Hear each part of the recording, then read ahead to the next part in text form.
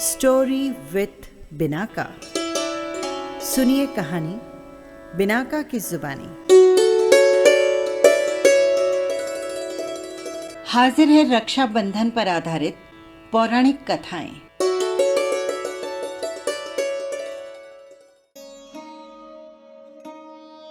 भारत में भाई बहन के स्नेह का पर्व रक्षाबंधन श्रावण मास की पूर्णिमा को मनाया जाता है।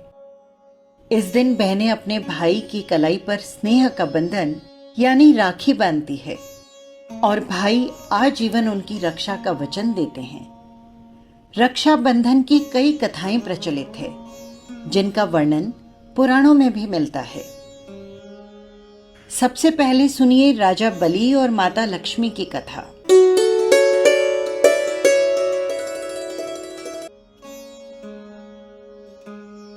रक्षाबंधन की एक पौराणिक कथा भगवान विष्णु, देवी लक्ष्मी और राजा बलि से जुड़ी हुई है। असुरों का राजा बलि 100 यज्ञ पूर्ण कर अजय हो गया।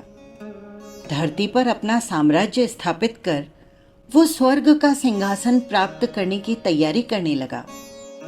ये ज्ञात होने पर देवराज इंद्र चिंतित हो गए और भगवान विष्णु की शरण में जा पहुंचे। इंद्र ने भगवान विष्णु से स्वर्ग का सिंहासन बचाने की प्रार्थना की। तब वामन अवतार धारण कर भगवान विष्णु राजा बलि के दरबार में गए और उनसे भिक्षा की याचना की। राजा बलि बहुत दानवीर थे।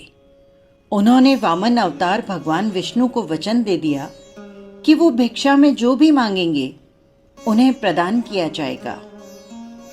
भगवान विष्णु ने भिक्षा में 3 पग भूमि मांग ली। राजा बलि ने अपना वचन निभाते हुए वामन अवतार भगवान विष्णु को 3 पग भूमि प्रदान कर दी और कहा कि वो 3 पग भूमि नाप लें। भगवान विष्णु ने पहले पग में पृथ्वी को नाप लिया, दूसरे पग में स्वर्ग को नाप लिया। तीसरे पग के पूर्व ही राजा बलि भांप चुके थे कि उनके समक्ष उपस्थित ये वामन कोई साधारण व्यक्ति नहीं है। उसने अपना शीश वामन रूपी भगवान विष्णु के आगे झुका दिया और उनसे अपना तीसरा पग अपने शीश पर रखने का निवेदन किया। भगवान विष्णु ने वैसा ही किया। इस तरह राजा बलि अपना संपूर्ण राज्य गंवाकर पाताल लोक में रहने को विवश हो गए। पाताल लोक जाने से पूर्व राजा बलि की प्रार्थना पर भगवान विष्णु अपने वास्तविक रूप में आए। वे बलि की दान पूर्णता देखकर अत्यंत प्रसन्न थे। उन्होंने उससे वर मांगने को कहा। राजा बलि बोले, भगवान, मेरा तो सर्वस्व चला गया। मेरी आपसे बस यही प्रार्थना है कि आप हर घड़ी मेरे समक्ष रहें। भगवान विष्णु ने तथास्तु कहा और राजा बलि के साथ पाताल लोक चले गए।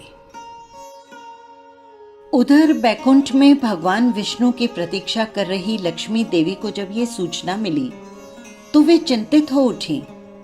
उन्होंने नारद मुनि को बुलाकर मंत्रणा की और इस समस्या का तोड़ पूछा।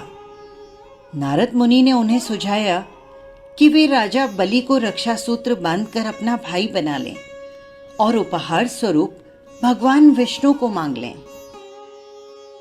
देवी लक्ष्मी गरीब महिला का वेश धारण कर पाताल लोक पहुंची और नारद के सुझाए अनुसार राजा बलि की कलाई में रक्षा सूत्र बांध दिया।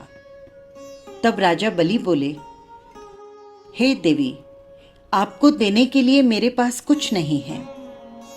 तब देवी लक्ष्मी अपने वास्तविक स्वरूप में आई और बोली, आपके पास तो साक्षात भगवान विष्णु हैं और मुझे वही चाहिए।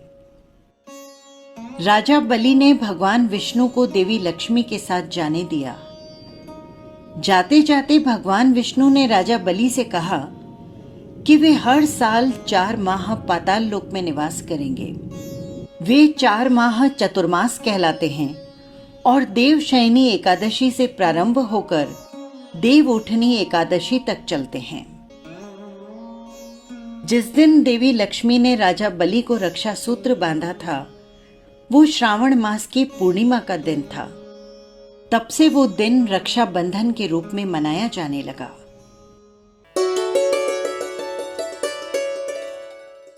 एक और पौराणिक कथा भगवान श्री कृष्ण और द्रौपदी की।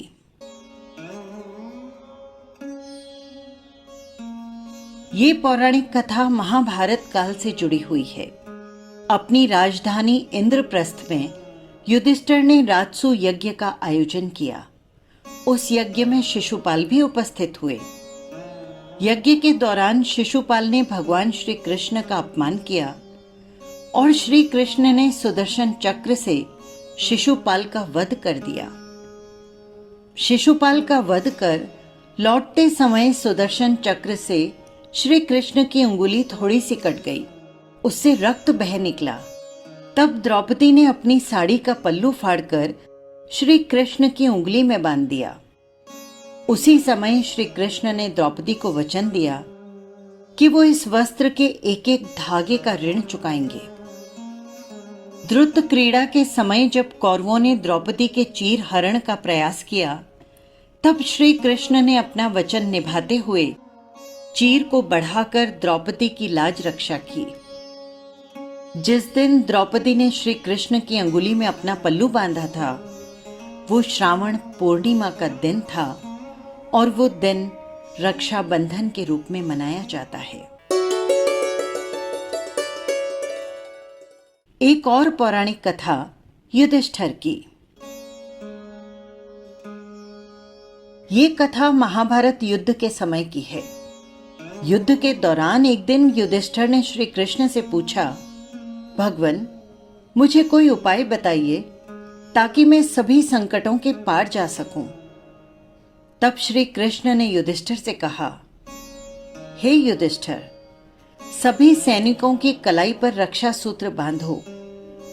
वो समस्त संकट हर कर विजय प्राप्ति सुनिश्चित करेंगे।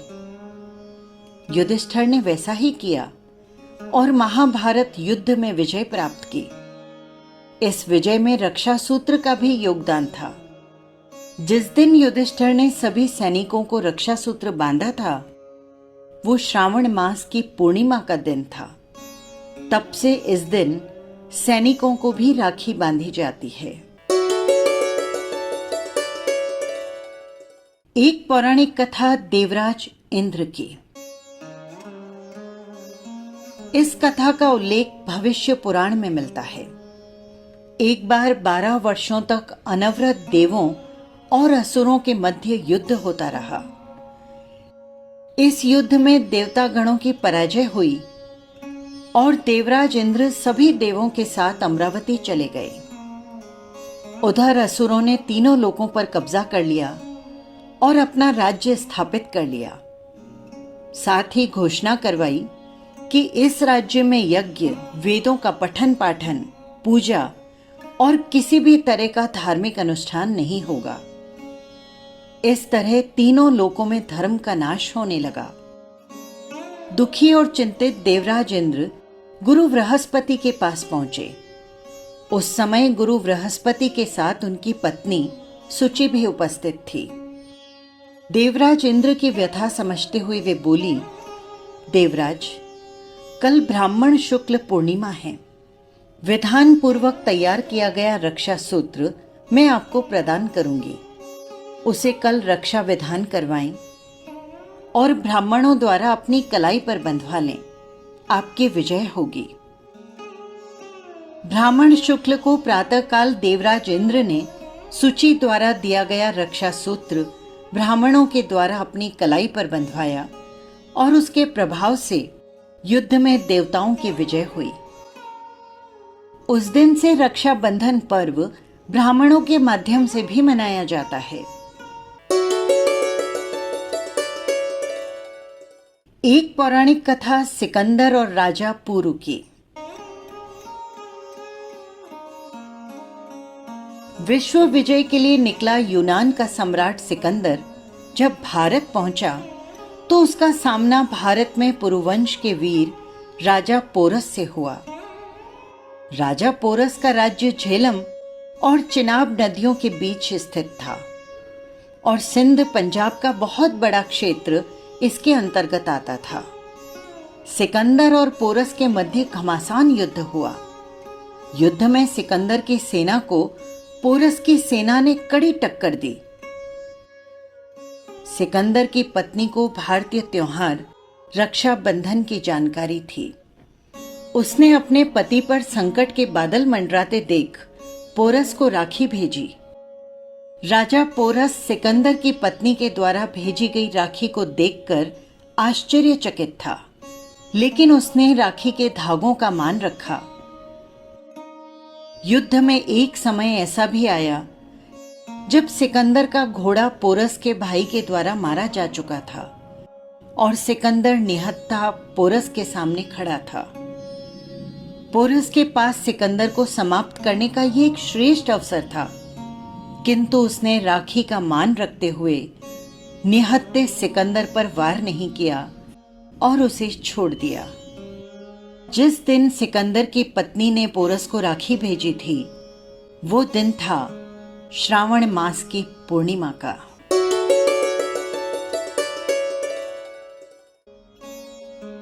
एक और पौराणिक कहानी रानी कर्णवती और हुमायूं की।